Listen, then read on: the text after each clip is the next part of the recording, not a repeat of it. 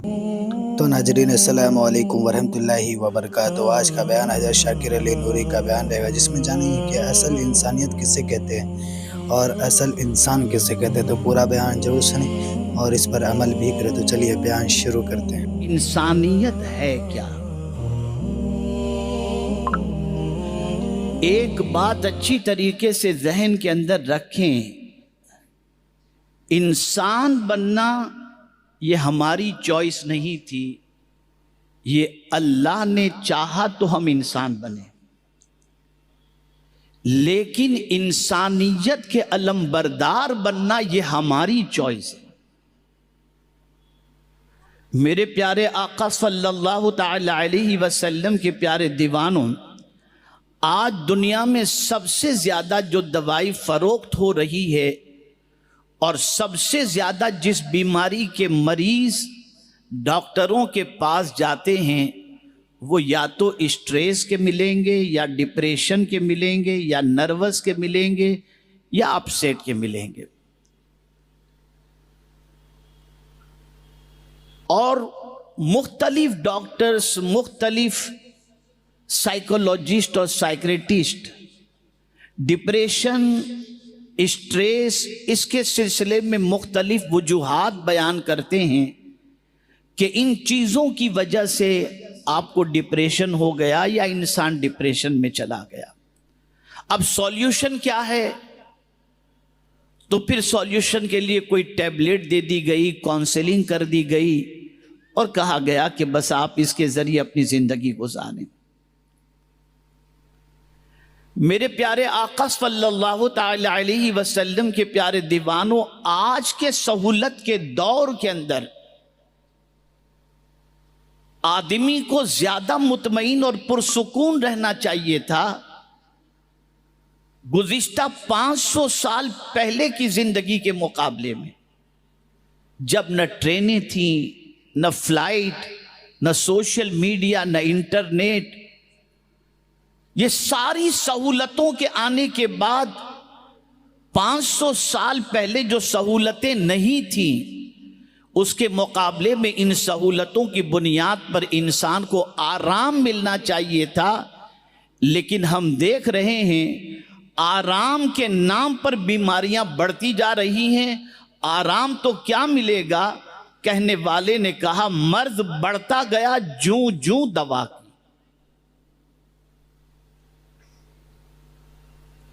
اس وقت ہاتھ، پیر، آنکھ، کان کے اعتبار سے زمین پر چلنے والے انسان تو نظر آتے ہیں، لیکن اس انسان کے اندر اللہ نے جو خوبیاں اور انسانیت رکھی ہے، اس انسانیت کو آج سوسائٹی میں تلاش کر لیں تو میں پورے یقین کے ساتھ کہہ سکتا ہوں کہ الا ماشاءاللہ اللہ کی کتاب انسانیت کا درس دیتی ہے۔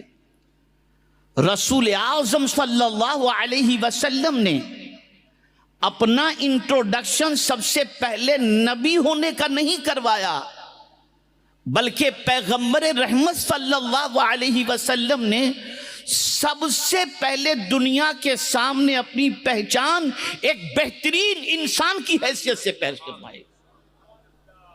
میں حدیث کی روشنی میں سمجھاؤں گا انسانیت کیا ہے، اور قرآن کی روشنی میں سمجھاؤں گا کہ انسانیت کیا ہے، اور پھر اس کے بعد ہم اپنے مینٹلی، فزیکلی پرابلمز کا سولیوشن بھی ان چیزوں میں تلاش کریں، اور ساتھ ہی ساتھ ہم سوچیں کہ آخر کیا وجہ ہے کہ آج پوری دنیا بے چین ہو گئی، پوری دنیا بے قرار ہو گئی۔ ہر چوتھا آدمی، ہر تیسرا آدمی ٹینشن میں گرفتار نظر آتا ہے، پریشانی میں گرفتار نظر آتا ہے، اپسیٹ نظر آتا ہے، اس کو زندگی میں کوئی لطف نظر نہیں آتا، اسے زندگی میں کوئی مزہ نظر نہیں آتا، وہ جینے سے زیادہ قبر کو پسند کرتا ہے۔ بڑی عجیب سچویشن ہو گئی۔ آئیے اللہ کی کتاب کو سمجھیں۔ یہ کتاب صرف نماز روزے کی تعلیم نہیں دیتی، یہ کتاب صرف حج و زکوٰۃ کی تعلیم نہیں دیتی، بلکہ یہ کتاب تخلیق انسانی کے مقصد کو یوں اجاگر کرتی ہے کہ اے میرے بندے، اللہ عز و جل گویا یوں کہہ رہا ہو کہ میرے بندے، تو اگر سمجھتا ہے کہ میں نے تجھے صرف بندگی کے لیے، نماز روزے کے لیے پیدا کیا، تو جان لے میرے پاس اس کے لیے، نماز کے لیے فرشتوں کی کوئی کمی نہیں، بے پناہ فرشتے ہیں جو عبادت اور ریاضت میں مصروف ہیں۔ جہاں تجھے ہم نے نماز روزے اور حج و زکات کے لیے پیدا کیا، وہیں پر انسانوں کے ساتھ اچھے سلوک اور انسانوں کی خدمت کے لیے بھی تجھے پیدا کیا۔ کہنے والے نے کہا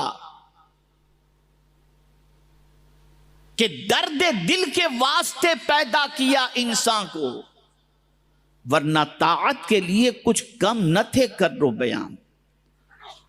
اب آئیے آپ دیکھیں اللہ نے اپنی عبادت کے ساتھ کس طریقے سے انسانیت کی تعلیم دی، اسے تھوڑا سا سمجھیں تاکہ کچھ سوچ بھی درست ہو، اور جس سبق کو آج کا مسلمان بھول چکا ہے، بلکہ یہی وہ سبق تھا جو ایک مسلمانوں کی سب سے بڑی پہچان تھی۔ آتا ہے وَاعْبُدُوا اللَّهَ وَلَا تُشْرِكُوا بِهِ شَيْئًا وَبِالْوَالِدَيْنِ إِحْسَانًا وَبِذِي الْقُرْبَى وَالْيَتَامَى وَالْمَسَاكِينِ وَالْجَارِ ذِي الْقُرْبَى وَالْجَارِ الْجُنُوبِ وَالصَّاحِبِ بِالْجَنبِ وَابْنِ السَّبِيلِ وَمَا مَلَكَتْ أَيْمَانُكُمْ إِنَّ اللَّهَ لَا يُحِبُّ مَنْ كَانَ مُخْتَالًا فَخُورًا۔ توجہ سے ترجمہ سماعت ارشاد فرماتا ہے، اور اللہ کی بندگی کرو اور اس کا شریک کسی کو نہ ٹھہراؤ۔ یہاں تک اللہ نے اپنی بندگی کی بات بتا دی۔ عبادت صرف خدا کی، اور اس کا شریک کسی کو نہیں ٹھہرایا جا سکتا۔ اور اس کے بعد فوراً کیا فرمایا؟ وَبِالْوَالِدَيْنِ إِحْسَانًا، اور ماں باپ سے بھلائی کرو۔ اب یہاں سے انسانیت کا درس شروع ہو رہا ہے۔ ماں باپ سے بھلائی کرنے والے کو اللہ نے دنیا کے انسانوں کی فطرت کے اندر یہ بات رکھ دی ہے کہ جو بچہ اپنے ماں باپ کے ساتھ اچھا سلوک کرتا ہے، اسے کوئی کچھ بھی کہے لیکن دنیا یہی کہے کہ یہ بہت اچھا انسان ہے۔ کبھی بھی آپ نہیں دیکھیں گے کہ ماں باپ سے اچھے سلوک کرنے والے کو کوئی برا انسان کہے، لیکن کوئی ماں باپ کو گالی دیتا ہو، کوئی ماں باپ کو دھکے دیتا ہو، کوئی ماں باپ کو ڈیڈ اسٹاک کہتا ہو، کوئی ماں باپ کو پاگل کہتا ہو، دنیا اسے اچھا انسان نہیں کہتی۔ اب یہاں میں تھوڑا سا آگے بڑھ کر کے عرض کروں، آج کے دور کا انسان اس لیے بھی ڈپریشن کے اندر ہے کہ جس کے ساتھ اچھے سلوک کی اللہ نے تعلیم دی تھی، آج کے انسان نے اس کے ساتھ اچھا سلوک کرنا بند کر دیا۔ تو سب سے پہلے اللہ کی بندگی کے بعد انسانیت کا سلوک ماں باپ کے ساتھ کرو۔ اس کے بعد قرآن آگے بڑھتا ہے، اور رشتہ داروں۔ اب رشتہ داری بھی کتنی عظیم چیز ہے۔ آقا کریم صلی اللہ علیہ وسلم ارشاد فرماتے ہیں، ہمارے بہت سارے لوگ مشائخ کے پاس جاتے ہیں اور کہتے ہیں کوئی تعویذ دے دیجئے روزی میں برکت کے لیے۔ ٹھیک ہے، بہت سارے مشائخ ایسے ہیں جن کے اوراد و وظائف پر عمل کر کے رزق میں برکت بھی ہو جاتی ہے اور نہیں بھی ہوتی، تعویذات سے برکت ہو بھی جاتی ہے، نہیں بھی ہوتی۔ لیکن اگر حضور نے کسی عمل کے بارے میں کہہ دیا کہ یہ عمل کرو گے تو رزق میں برکت ہوگی، تو خدا کی قسم وہی ہوگا جو مصطفیٰ پیارے نے فرما دیا ہے۔ اب آئیے میں آپ کو بتاؤں حضور کیا فرماتے ہیں۔ آقا کریم صلی اللہ علیہ وسلم ارشاد فرماتے ہیں، جو شخص یہ چاہتا ہو کہ اس کی عمر میں اور مال میں برکت ہو، اسے چاہیے کہ رشتہ داروں کے ساتھ اچھا سلوک کرے۔ آج رشتہ کاٹا جاتا ہے، جوڑا نہیں جاتا۔ رشتہ داروں کے ساتھ حسن سلوک کا معاملہ دیکھا جائے تو العیاذ باللہ بڑا برا حال ہے۔ اور تھوڑا سا ایک ارشاد آپ کو میں سرکار کا سنا دوں۔ سرکار صلی اللہ علیہ وسلم فرماتے اللہ اس بندے کی دعا کو قبول نہیں کرتا جو رشتہ کاٹتا ہے۔ رشتہ توڑنے والے کی دعا اللہ قبول نہیں کرتا۔ اسی طرح سے سمجھ میں یہ بات آ گئی اس حدیث کی روشنی میں کہ انسانیت کا سلوک جہاں ماں باپ کے ساتھ اچھا کرنا ہے، وہیں پر انسانیت کا سلوک رشتہ داروں کے ساتھ۔ پھر آگے فرمایا اور یتیموں اور محتاجوں اور پاس کے ہمسائے، معاشرے کے وہ لوگ جو یتیمی کا داغ جھیل رہے ہیں ان کے ساتھ اچھا سلوک کرو۔ اچھا، یتیم کے ساتھ اچھا سلوک کرنے سے کیا ملے گا؟ تو اب سرکار صلی اللہ علیہ وسلم فرماتے انا وکافل الیتیم کہاتین۔ سرکار فرماتے ہیں میں اور یتیم کی کفالت کرنے والا دونوں قیامت کے دن اتنے قریب ہوں گے جیسے کہ یہ دو انگلیاں ہیں۔ یہ ہے انسانیت۔ آگے آقا کریم صلی اللہ علیہ وسلم نے فرمایا اور محتاجوں، اگر معاشرے کے اندر کوئی محتاج ہے، بے روزگار ہے، تو ان کے ساتھ اچھے سلوک کا حکم اللہ عز و جل نے عطا فرمایا۔ اور کوئی یہ نہ سوچے کہ اگر کسی محتاج کی کوئی مدد کر رہا ہے تو وہ اس پر احسان کر رہا ہے، نہ۔ قرآن اٹھا کر دیکھو، اللہ فرماتے وفی اموالہم حق للسائل والمحروم، ان کے مالوں میں ان کا بھی حق ہے جو محتاج اور بے روزگار ہیں۔ ہمارے مال میں صرف ہمارا ہی حق نہیں بلکہ معاشرے کے اندر جو لوگ بے روزگار ہیں، محتاج ہیں، اللہ نے ان کا حق بھی ہمارے مالوں کے اندر رکھا ہے۔ یہ قرآن کہہ رہا ہے۔ اسی کے ساتھ قرآن نے کہا اور پاس کے ہمسائے اور دور کے ہمسائے، یعنی پڑوسی، جو ایک دم قریب کے پڑوسی ہیں یا دور کے پڑوسی، ان کے ساتھ اچھا سلوک کرو۔ میرے پیارے آقا صلی اللہ تعالی علیہ وسلم کے پیارے دیوانوں، آقا کریم صلی اللہ علیہ وسلم نے تو یہ فرمایا کہ جب تم اپنے گھر کے اندر سالن بناؤ تو شوربہ زیادہ بناؤ اور اس کو تھوڑا سا پڑوسیوں کے یہاں بھیج دیا کرو۔ حضرت احنف بن قیس رضی اللہ تعالیٰ عنہ نے انسانیت کیا ہے اسے سمجھایا۔ اور اگر آج اس اجتماع میں یہ سبق ہم سیکھ کر کے اٹھے اور اس پر ہم نے عمل کیا تو صرف یہ نہیں کہ زمین کے اوپر کا ٹینشن ختم ہوگا، واللہ زمین کے اوپر کا، زمین کے اندر کا اور میدان محشر کا بھی ٹینشن اللہ ختم فرما دے گا۔ اب یہ سبق سن لو اور آج یہ عظیم سبق سیکھ کر کے اٹھو۔ اس پہچان کو حضور چاہتے تھے کہ سرکار کی امت کی پہچان یہ بنے۔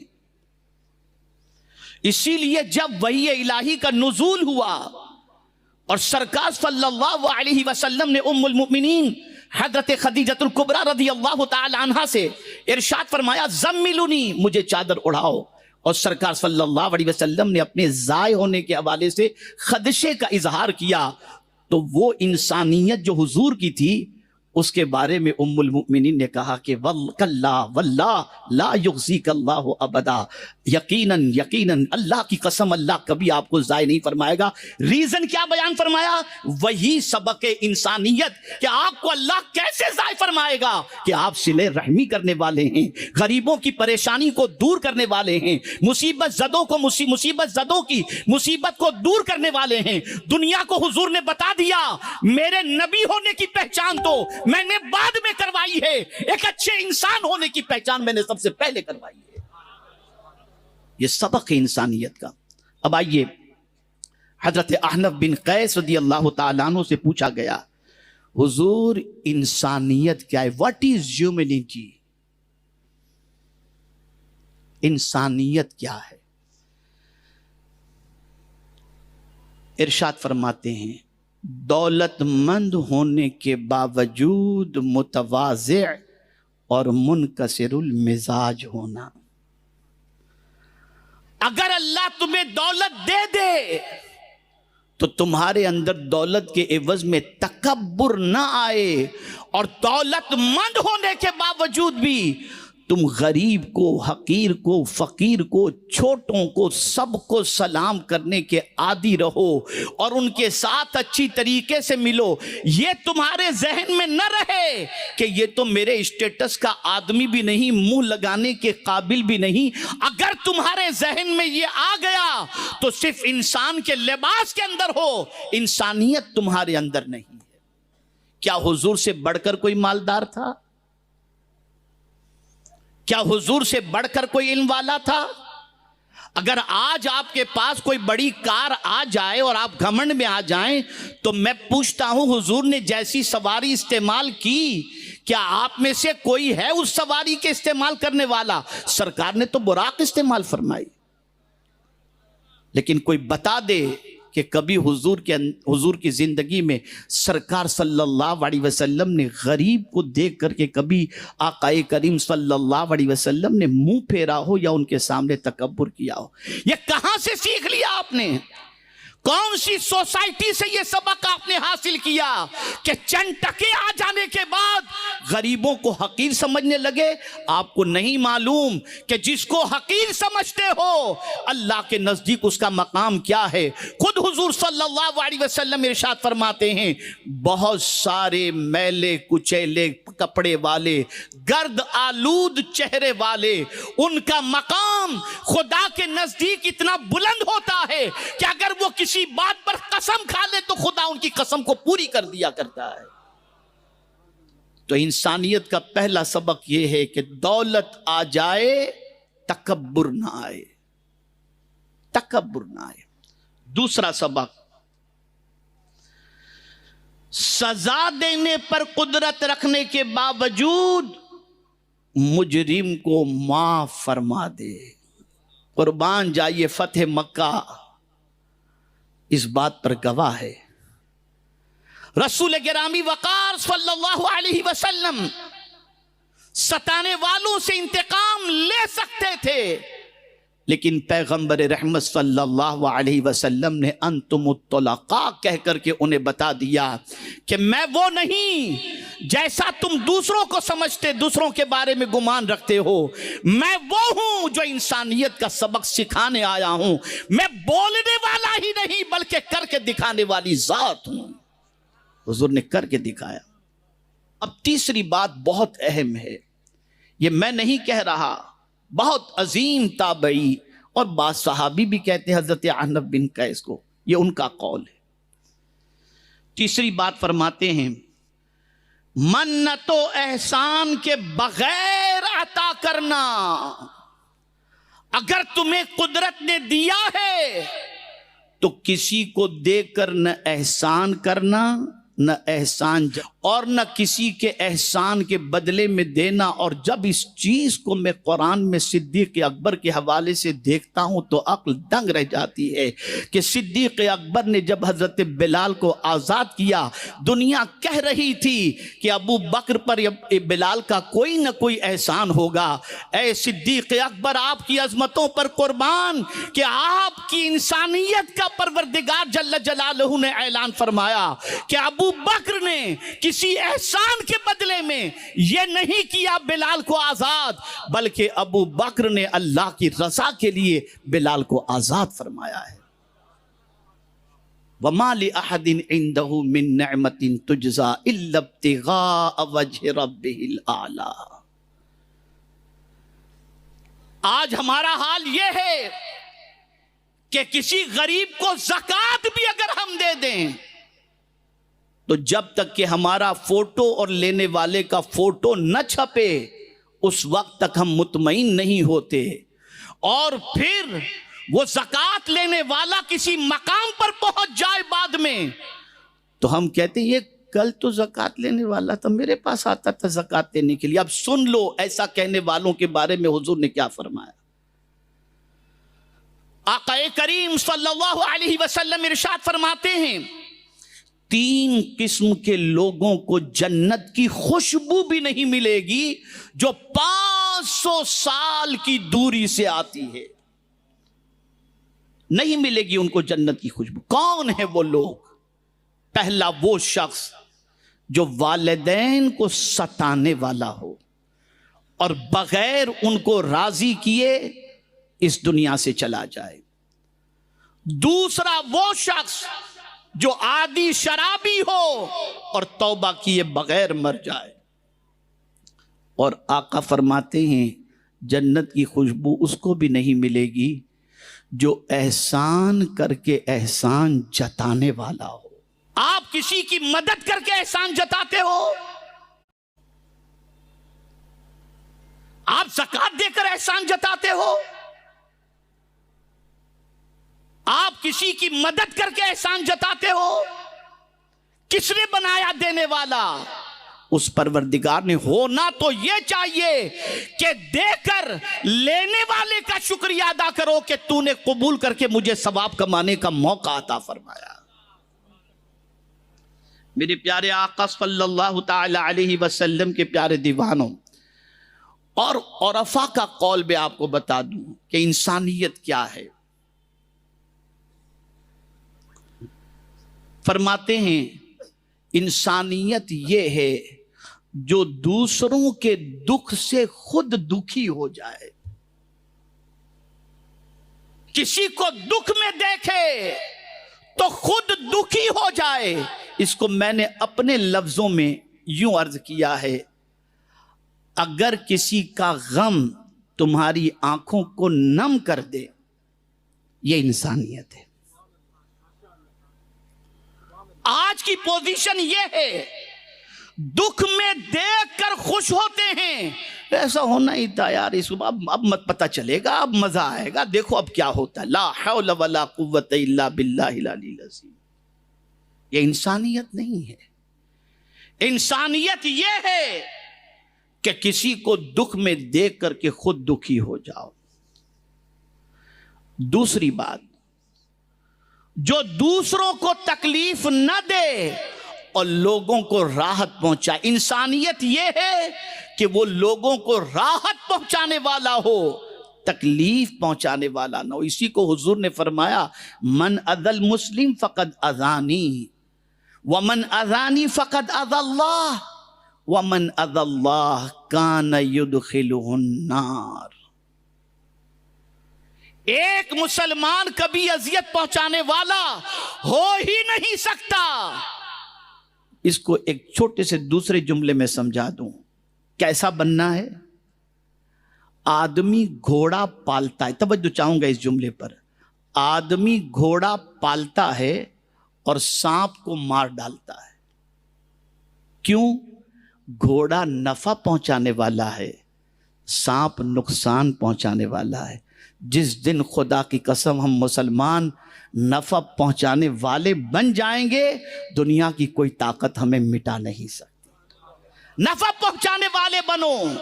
اور سرکار صلی اللہ علیہ وسلم نے فرمایا لوگوں میں سب سے بہترین انسان وہ ہے جو لوگوں کو سب سے زیادہ نفع پہنچائے۔ اور قرآن کہتا ہے فَأَمَّا الزَّبَدُ فَيَذْهَبُ جُفَاءً فَأَمَّا مَا يَنْفَعُ النَّاسَ فَيَمْكُثُ فِي الْأَرْضِ كَذَلِكَ يَضْرِبُ اللَّهُ الْأَمْثَالَ۔ تیسری بات کسی کے خلاف ناانصافی یا کسی کو مدد کی ضرورت ہو تو خود سے آگے آئے. توجہ چاہوں گا، بلانے کا انتظار نہ کرے، خود سے آگے آئے. یہ نہیں کہ کوئی بلائے گا تو جاؤں گا، پتہ چلا یہ مصیبت میں ہے، خود سے چلے جاؤ. یہ ہے انسانیت، یہ ہے انسانیت. چوتھی بات، اس کے دل میں سب کے لیے عزت ہو، غریب ہو یا امیر، بادشاہ ہو کہ فقیر، سب کے لیے اس کے دل میں عزت ہو، وہ ہر ایک کا احترام کرے. میرے پیارے آقا صلی اللہ علیہ وسلم کے پیارے دیوانوں، اور آخری بات انسانیت کے حوالے سے میں کہہ دوں، خود بہت لوگوں پر مہربان ہے اور خدمت گزار ہے یا لوگوں کا درد رکھنے والا ہے، ایسا اپنے بارے میں خود بھی گمان نہ کرے کہ میں اتنا بڑا ہوں، میں یہ تیر مار رہا ہوں، یہ بھالا پھینک رہا ہوں، یہ گولی مار رہا ہوں، یہ کر رہا ہوں، وہ کر رہا ہوں. اپنے بارے میں یہ گمان ہی نہ کرے، بلکہ اٹھتے بیٹھتے کہ الحمدللہ میرے کریم تیرا شکر ہے کہ تو نے مجھے اس قابل بنایا. یہاں ہمارا حال یہ ہے کہ کچھ تھوڑا سا کر لیں تو یہ سمجھتے ہیں ہم سے بڑا کون. ارے توفیق کس نے عطا فرمائی؟ اللہ اکبر. میرے پیارے آقا صلی اللہ علیہ وسلم کے پیارے دیوانوں، حضرت ایوب علیہ الصلاۃ والتسلیم کا واقعہ مجھے یاد آ رہا ہے کہ حضرت ایوب علیہ الصلاۃ والتسلیم نے جب صبر اس طریقے سے کیا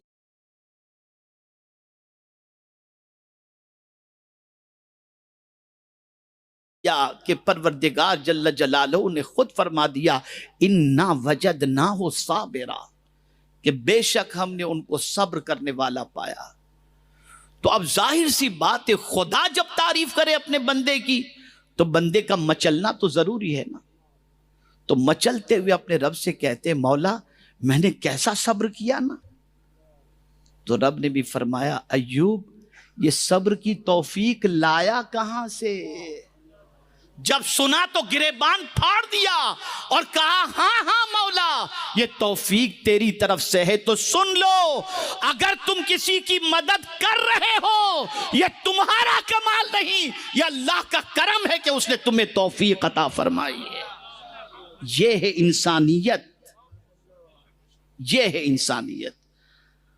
مجھے وقت کی قلت کا بھی خیال ہے اور اپنے بزرگوں کا بھی خیال ہے.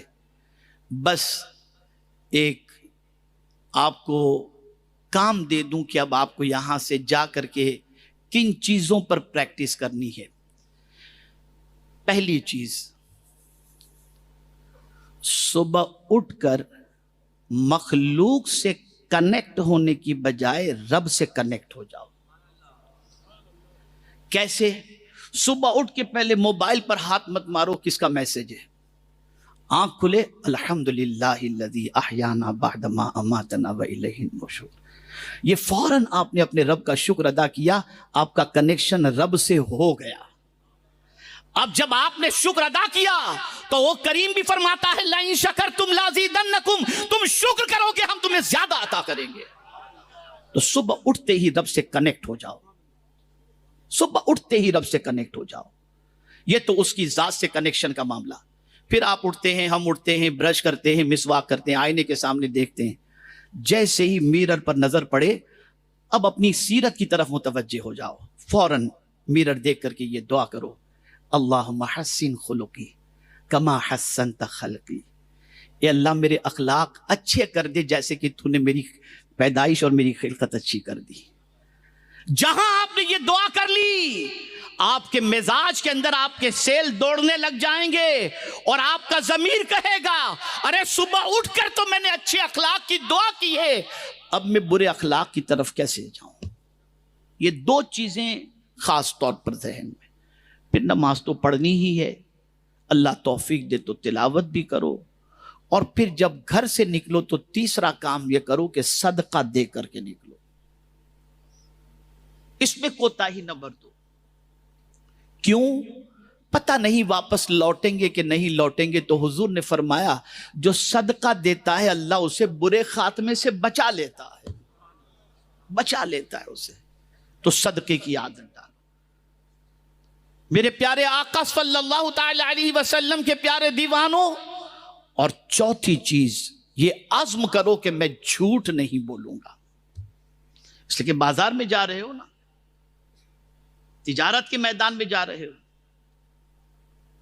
یا ملازمت کے لیے جا رہے ہو، جھوٹ نہیں۔ یہ چوتھی چیز آپ اپنا لیں۔ اور پھر صدیق اکبر سے سرکار نے، بلکہ صحابہ سے حضور نے پوچھا تھا، تو اس وقت صرف واحد صدیق اکبر نے وہ جواب دیا تھا۔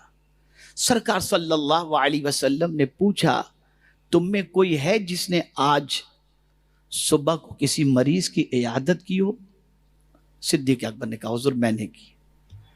سرکار نے فرمایا تم میں کوئی ہے جو کسی جنازے کے پیچھے چلا ہو؟ صدیق اکبر نے کہا حضور میں چلا ہوں۔ سرکار نے فرمایا تم میں کوئی ہے جس نے روزہ رکھا ہو؟ صدیق اکبر نے کہا حضور میں نے روزہ بھی رکھا ہے۔ آپ اندازہ لگائیں یہ وہ سارے امور ہیں جو صدیق اکبر رضی اللہ تعالیٰ عنہ انجام دے رہے تھے۔ اور خاص بات اس چیز کو ذہن میں رکھو کہ آقا کریم صلی اللہ علیہ وسلم نے ارشاد فرمایا جس کسی نے صبح اس حال میں کی کہ امت مسلمہ کے امور کے سلسلے میں کچھ نہ سوچا، مسلمانوں کے ایشوز کے بارے میں، مسائل کے بارے میں، سرکار فرماتے کچھ نہ سوچا فلیس منا، وہ میرا ہے ہی نہیں۔